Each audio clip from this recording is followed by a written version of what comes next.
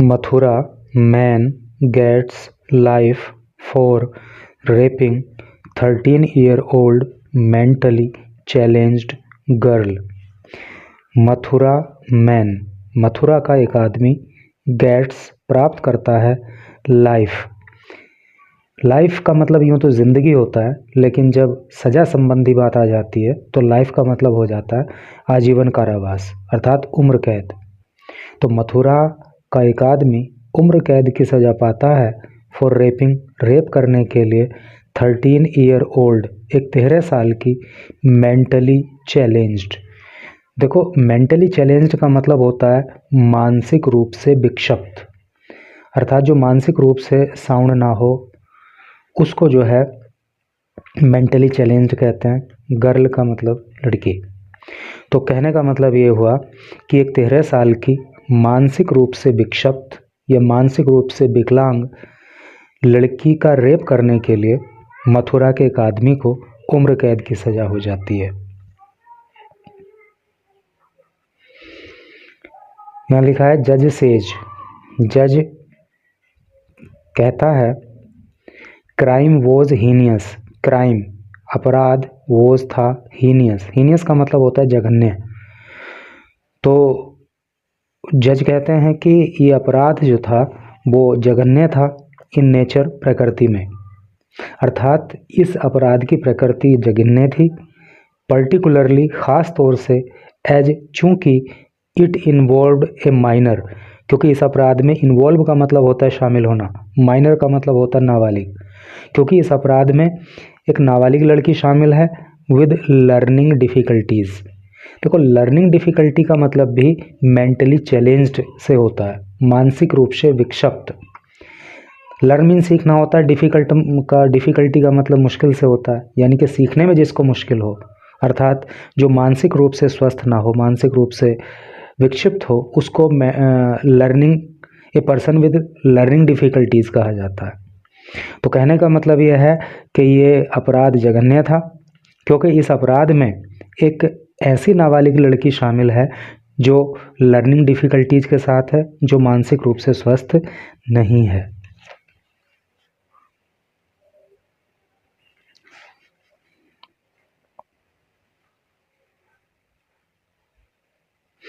A 34-year-old man from Mathura has been sentenced to life imprisonment for raping a 13-year-old mentally challenged girl। A 34-year-old man, एक 34 साल का आदमी from Mathura, जो मथुरा का रहने वाला है, हैज बीन सेंटेंस्ड, उसको, सेंटेंस का मतलब होता है सज़ा सुनाना, उसको सज़ा सुना दी गई to life imprisonment. Life imprisonment का मतलब होता है आजीवन कारावास अर्थात उम्र कैद।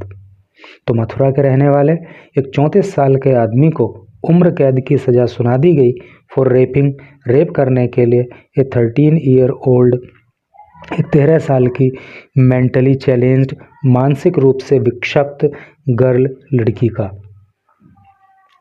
Special public prosecutor Rampal Singh, जो स्पेशल पब्लिक प्रोसिक्यूटर हैं अर्थात जो सरकारी वकील हैं, जिनका नाम है रामपाल सिंह, सैड, उन्होंने कहा the incident came to light, the incident, ये घटना, केम आई, टू लाइट, प्रकाश में। देखो, कम टू लाइट का मतलब होता है प्रकाश में आना, और केम टू लाइट उसकी सेकंड फॉर्म है, यानी कि प्रेजेंट, यानी कि पास्ट इंडेफिनिट टेंस का यहाँ पे प्रयोग है। तो ये घटना सामने आई थी late on the night of January 19, 2024, 19 जनवरी 2024 की रात को ये घटना जो है घटित हुई थी।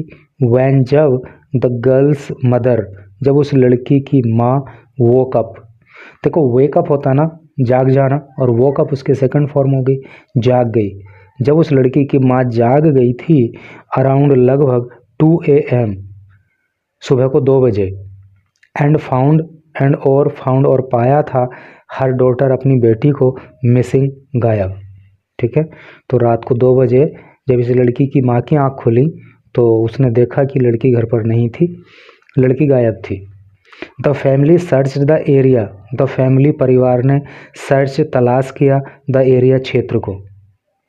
तो परिवार के सदस्यों ने पूरा क्षेत्र में लड़की को ढूंढा, एंड अराउंड और लगभग 3:45 AM और सुबह को लगभग 3:45 पर स्पॉटेड द गर्ल, स्पॉट का मतलब देखा जाना, द गर्ल लड़की को वॉकिंग चलते हुए बैक वापस होम घर की ओर। और लगभग 3:45 पर लड़की को घर की ओर आते हुए देखा गया with multiple injuries.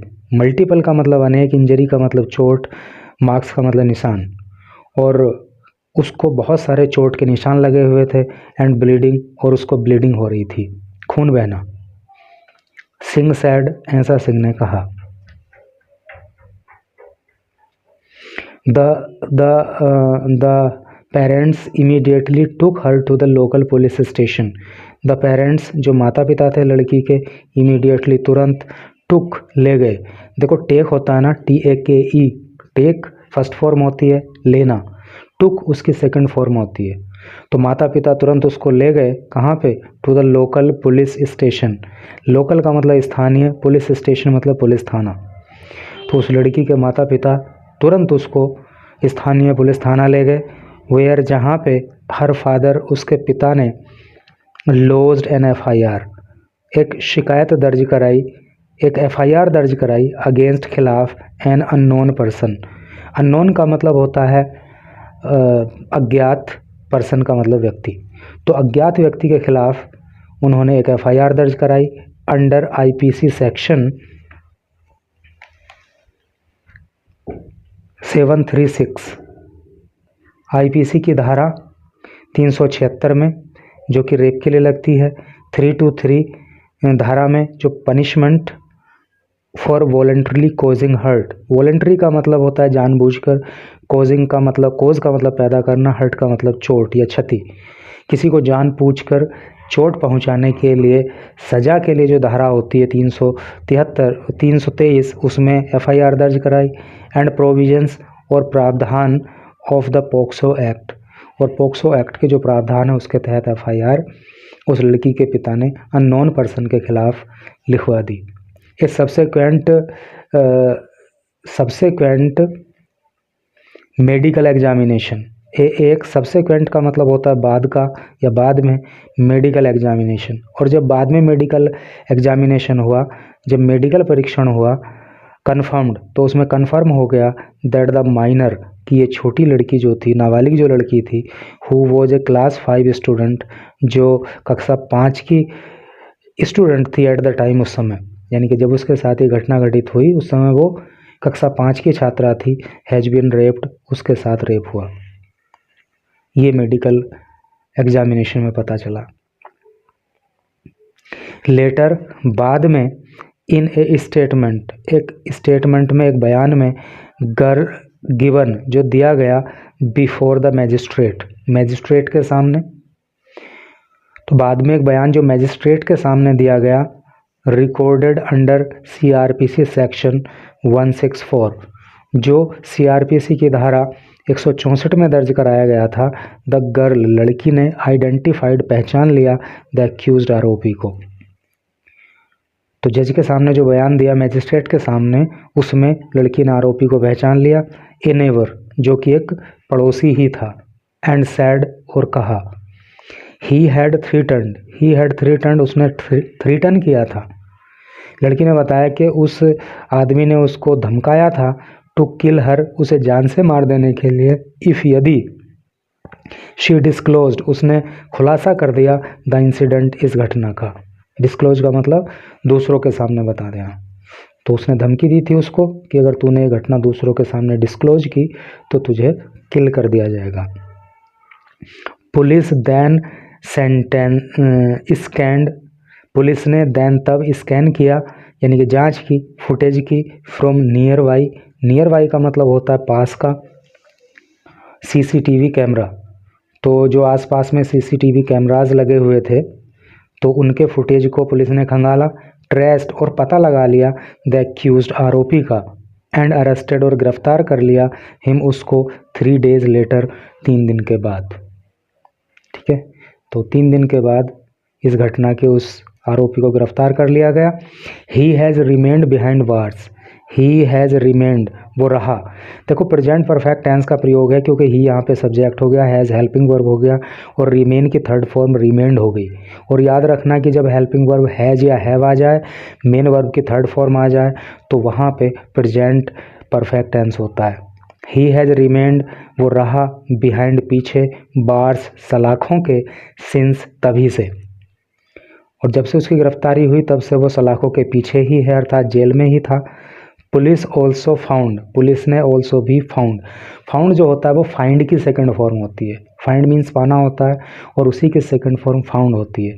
Police also found, police ने पाया, दैट की ही हैड एटलीस्ट, एटलीस्ट का मतलब होता है कम से कम, 6 का मतलब 6, क्रिमिनल का मतलब आपराधिक, केसेस का मतलब मामले। तो पुलिस ने पाया कि कम से कम 6 आपराधिक मामले रजिस्टर्ड दर्ज हैं अगेंस्ट खिलाफ हिम, उसके, ये जो आरोपी था इस रेप केस का, तो पुलिस ने पाया कि उसके खिलाफ लगभग कम से कम 6 आपराधिक मामले दर्ज हैं, यानी कि पहले से ही ये बदमाश प्रवृत्ति का है। इंक्लूडिंग दोज, इंक्लूड का मतलब होता है शामिल होना, दोज उनमें, और उन मामलों में शामिल हैं रिलेटेड संबंधित टू क्रिमिनल इंटिमिडेशन, क्रिमिनल का मतलब आपराधिक, इंटिमिडेशन का मतलब धमकी, आपराधिक धमकी देने के, एंड रोइटिंग और उपद्रव करने के, ठीक है।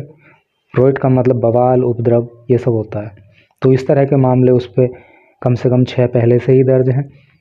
While delivering the verdict, while जब डिलीवर करते हुए यानी कि सुनाते हुए, द वर्डिक्ट, वर्डिक्ट का मतलब होता है फैसला या निर्णय, तो निर्णय सुनाते हुए ऑन मंडे, मंडे को, ही द स्पेशल पोक्सो कोर्ट, जो स्पेशल विशेष पोक्सो कोर्ट है, ऑफ जज, यानी कि पोक्सो कोर्ट के जो जज हैं जिनका नाम है ब्रजेश कुमार, इन मथुरा ऑब्जर्व्ड, तो ब्रजेश कुमार जो कि स्पेशल पोक्सो कोर्ट के जज हैं, उन्होंने निर्णय सुनाते हुए कहा, दैट की द क्राइम, ये अपराध, वॉज हीनियस, ये हीनियस है, ये जघन्य है, इन नेचर प्रकृति में, अर्थात इस अपराध की प्रकृति जो है वो जघन्य है। पर्टिकुलरली, विशेषकर, एज, क्योंकि, इट इन्वॉल्व्ड, इस अपराध में शामिल है, ए माइनर, एक नाबालिग लड़की, विद लर्निंग डिफ़िकल्टीज़, जिसको लर्निंग डिफ़िकल्टीज़ है, जो मानसिक रूप से स्वस्थ नहीं है, जो मानसिक रूप से विक्षिप्त है, एक ऐसी लड़की का मामला है, तो ये अपराध जो है जघन्य है। And want the maximum punishment under the law, and want the maximum, maximum का मतलब अधिकतम, पनिशमेंट का मतलब सज़ा, अंडर का मतलब अंतर्गत, द लॉ का मतलब कानून, जो कि अपराध जघन्य है इसलिए कानून के तहत इस मामले में जो अधिकतम सज़ा हो सकती है वो इसको दी जानी चाहिए। इट ऑल्सो इम्पोज्ड, इट, इसने, किसने, कोर्ट ने, जो ये पॉक्सो कोर्ट है, ऑल्सो इम्पोज्ड, इम्पोज का मतलब होता है लगाना, लागू करना, लगा दिया, ए फाइन, एक जुर्माना ऑफ रुपीज़ 1.1 लाख, यानी कि 1,10,000 रुपये का जुर्माना भी लगाया गया ऑन द कॉन्विक्ट, इस अपराधी पर। देखो यहाँ पे 2 वर्ड आए हैं, एक अभी आया था एक्यूज्ड, इसको ध्यान दे लो, ये है कॉन्विक्ट, और यहाँ पे क्या है, यहाँ पे है एक जो है वर्ड एक्यूज्ड, इसका मतलब आरोपी होता है। तो आरोपी और अपराधी में क्या अंतर है, यानी कि एक्यूज्ड और कॉन्विक्ट में क्या अंतर है। देखो जब किसी के ऊपर कोई केस दर्ज हो जाता है ना, तो और जब तक निर्णय नहीं आ जाता है कोर्ट का, तब तक वो आरोपी कहलाता है, क्योंकि आरोपी होने का मतलब ये है कि केस तो दर्ज हो गया है, भले ही वो जेल भी चला गया हो, लेकिन अभी पूरी तरह से प्रमाणित नहीं होता है कि वो अपराध उसी ने किया है या नहीं किया है। लेकिन जब जज उसको सज़ा सुना देता है तो वो व्यक्ति एक्यूज्ड से कन्विक्ट बन जाता है, यानी कि आरोपी से वो अपराधी हो जाता है, क्योंकि फिर उस पर अपराध सिद्ध हो जाता है। तो ये डिफरेंस है between the 2 words accused and convict.